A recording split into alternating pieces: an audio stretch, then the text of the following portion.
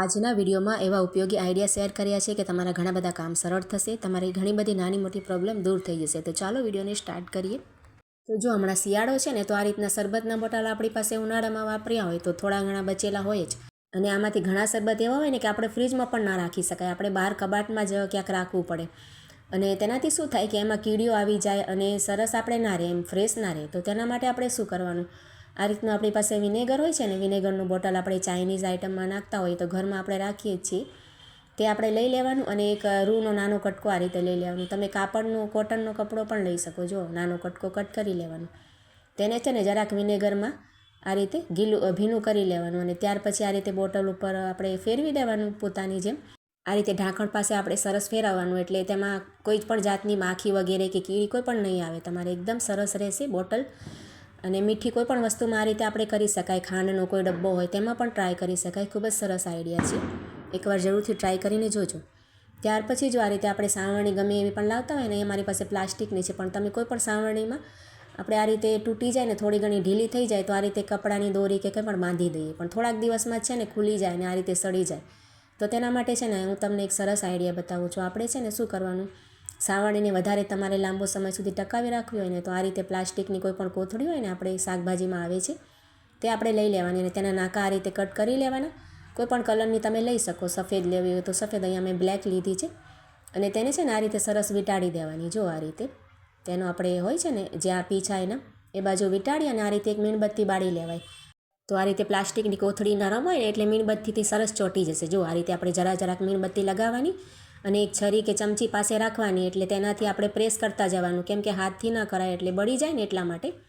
તો આ રીતે પ્રેસ કરશું એટલે સરસ કોથળી ચોંટી જશે અને એકદમ સરસ આપણે પેકિંગ થઈ જશે. જુઓ, સાવરણી આપણી કદાચ 6-8 મહિના ચાલતી હોય ને, તો થોડોક વધારે 1-1.5 વર્ષ સુધી પણ આપણી સાવરણી છે ને ટકી રહેશે. જુઓ, તેના પીછા પણ ના નીકળે અને એકદમ સરસ થઈ જાય. ત્યાર પછી ચોંટી જાય ને, તો આ રીતે કોઈ પણ મસોટું કે કાપડ લઈ લેવાનું અને તેને સરસ ચોંટાડી દેવાનું. તો જુઓ, ખૂબ જ સરસ આપણી સાવરણી થઈ ગઈ, ખુલશે પણ નહીં. અને આનો જે પાછળનો દંડો હોય છે ને તે પણ ન નીકળે. જુઓ, ખૂબ જ સરસ આઈડિયા છે. આ રીતે આપણે સાવરણીને પેક કરીને રાખીએ તો સરસ થઈ જાય. ને ત્યાર પછી આપણે આ રીતે ટેપ પટ્ટી આપણી પાસે હોય છે ને, સેલો ટેપ, તેનું આ રીતે હોય છે ને એ લઈ લેવાનું અને તેને વીંટાળી દેવાનું તેની ઉપર. તો એકદમ સરસ કવર થઈ જશે. આપણે કદાચ બાળ્યું છે ને તો તેને કડક થઈ ગયું હોય તો તે પણ આપણને હાથમાં વાગશે પણ નહીં અને વધારે મજબૂતાઈ આવી જશે. જો, ખૂબ જ સરસ આઈડિયા છે. એકવાર જરૂરથી આ રીતે તમે ટ્રાય કરીને જોજો અને સારી લાગે તો લાઈક કરજો. ત્યાર પછી જો આ રીતે આપણે હવે ટી શર્ટ છે ને, બાળકોના, મોટાઓના કે નાનાઓના આ રીતના આવે છે લખેલા અને સ્ટીકરવાળા, તો આપણે તેને ઇસ્ત્રી કરવી હોય ને તો ખૂબ જ પ્રોબ્લેમ થાય. ઇસ્ત્રી આપણી ખરાબ થઈ જાય, ચોંટી જાય ને ટી શર્ટ પણ આપણું ખરાબ થઈ જાય, પહેરવા જેવું ના રહે. તો તેના માટે આ રીતે ટીશ્યુ પેપર લઈ લેવાનું. તમે ન્યૂઝપેપર પણ લઈ શકો અને જે આપણે સિલ્વર ફોઇલ પેપર આવે છે ને તે પણ લઈ શકો. તેની ઉપર રાખી દેવાનું. જ્યાં પણ આપણે સ્ટીકર એવું લાગતું હોય કે ચોંટી જશે, તેની ઉપર રાખીને ત્યાર પછી આપણે આ રીતે ઇસ્ત્રી કરશું ને, તો આપણે કોઈ પણ વસ્તુ ખરાબ ન થાય. ન તો આપણે ઇસ્ત્રી ખરાબ થશે અને ન તો આપણું કાપડ ખરાબ થાય. ખૂબ જ સરસ આઈડિયા છે. આ રીતે આપણે કોઈ પણ સાડી કે ડ્રેસમાં પણ હોય તો પણ કરી શકાય ઇસ્ત્રી.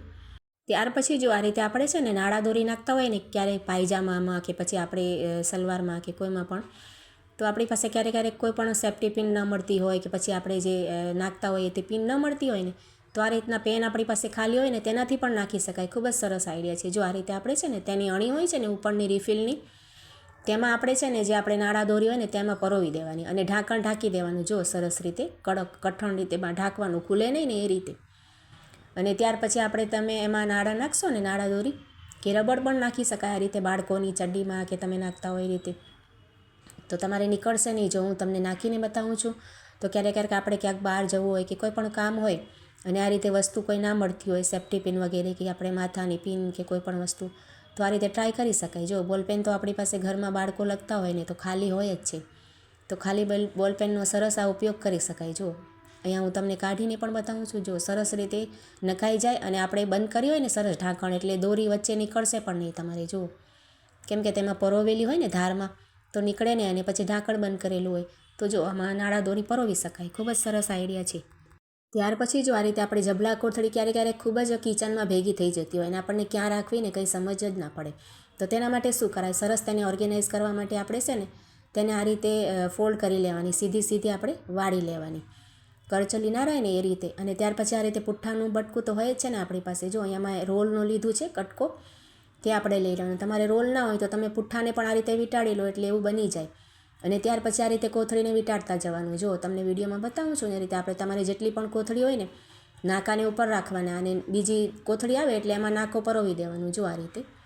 ત્યાર પછી આપણી પાસે આ રીતના કોઈ પણ ડબ્બા હોય છે ને ગોળના ખાલી થયેલા કે કોઈ પણ ડબ્બા ચોરસ કે ગોળ કોઈ પણ ચાલે, તેના ઢાંકણમાં છે ને આ રીતે આપણે કાતરથી કટ કરી લેશો ને તમે તો આ રીતે કપાઈ જશે. જો એક હોલ જેવું થઈ જાય ને તો તેમાંથી આપણે નાકા બહાર કાઢી નાખવાના. જો તમારી પાસે ડબ્બો ન હોય ને તો તમે મીઠાઈનું કે ચોકલેટનું કોઈ ખાલી થયેલું બોક્સ હોય આ રીતે થોડુંક મોટું તે પણ લઈ શકો અને આ રીતે એક એક કોથળી તેમાંથી નીકળશે. જુઓ ગમે એટલી પણ કોથળી રાખેલી હોય ને તો આ રીતે ખરાબ પણ ન લાગે અને સરસ લાગે. જુઓ તો આજના આઈડિયા તમને કેવા લાગ્યા છે તે કમેન્ટ દ્વારા જરૂરથી જણાવજો અને સારા લાગ્યા હોય તો લાઇક કરજો અને ચેનલને સબસ્ક્રાઈબ જરૂરથી કરજો. તો ચાલો મળીએ નવા વિડીયોમાં.